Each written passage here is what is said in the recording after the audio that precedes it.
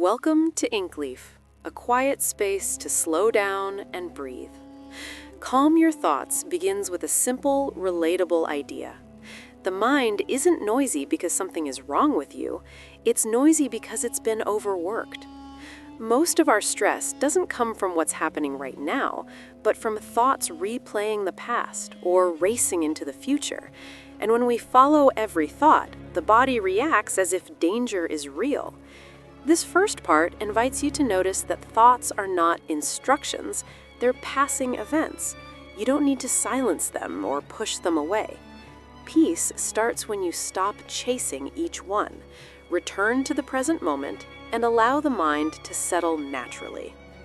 In Calm Your Thoughts, the second part goes much deeper into how the mind creates suffering by looping the same thoughts again and again. It explains that most anxiety is not caused by reality, but by repetition. A small concern appears in the mind, something ordinary and manageable, but instead of letting it pass, the mind holds on to it. It replays it, analyzes it, adds assumptions, and slowly turns it into a problem that feels overwhelming. The mind is very good at this because it believes it is helping. It thinks that by worrying, it is preparing you. In truth, it is exhausting you. The body does not know the difference between a real threat and an imagined one, so every repeated thought sends the same stress signals. Muscles tighten, breathing becomes shallow, and the nervous system stays alert for danger that never arrives. Over time, this constant alertness becomes a habit, and calm starts to feel unfamiliar. The book gently points out that trying to control thoughts often makes them stronger. When you argue with a thought, judge it, or try to force it away, you are still giving it attention. Attention is what feeds the mind's noise. Instead, the book suggests a quieter approach, noticing. When a thought appears, you notice it without following it. You don't push it away, and you don't build a story around it. You simply recognize that it is a thought. Not a fact, not a prediction, not a command. As awareness increases, the gap between thoughts slowly widens. In that gap, the mind rests. Calm does not come from solving every mental problem, but from stepping out of the habit of constant thinking. When attention returns to the present moment, simple things like breathing, sounds, or physical sensations, the mind begins to slow down on its own. This part of the book teaches that peace is not something you create, it is something that appears naturally when mental noise is no longer being fueled. In Calm Your Thoughts, Part 3 focuses on the quiet practices that return the mind to balance, not through force, but through gentleness. The book explains that lasting calm does not come from changing your life all at once, but from changing how you meet each moment.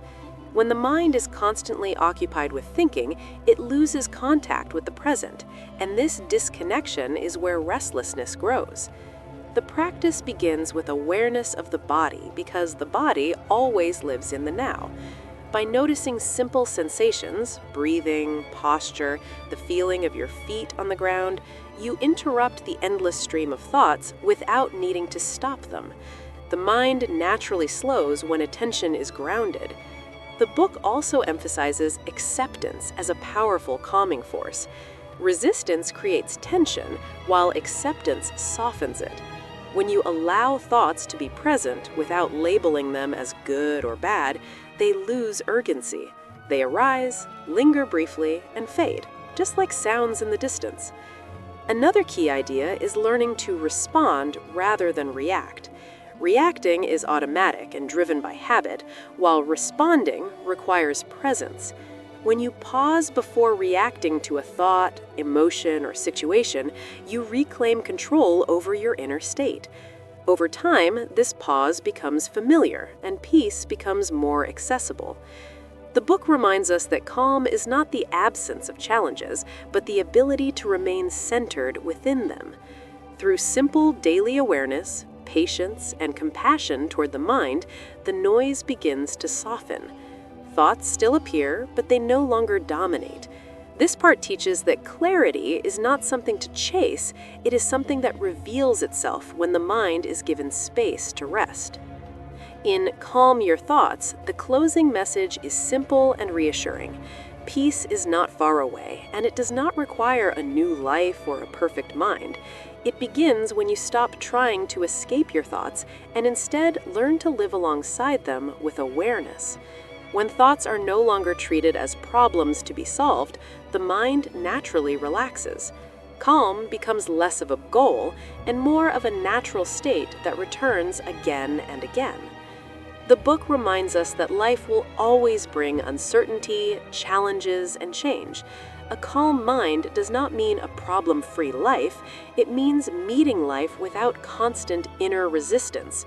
When you stop arguing with every thought, emotional energy is conserved and clarity emerges. Decisions become simpler, reactions soften, and inner space grows. With practice, stillness starts appearing in ordinary moments, while walking, breathing, listening, or simply being. These moments of quiet are not forced, they arise when attention returns to now. Over time, this presence reshapes how you experience yourself and the world. Thoughts lose their power to overwhelm, and silence becomes a trusted companion rather than something unfamiliar.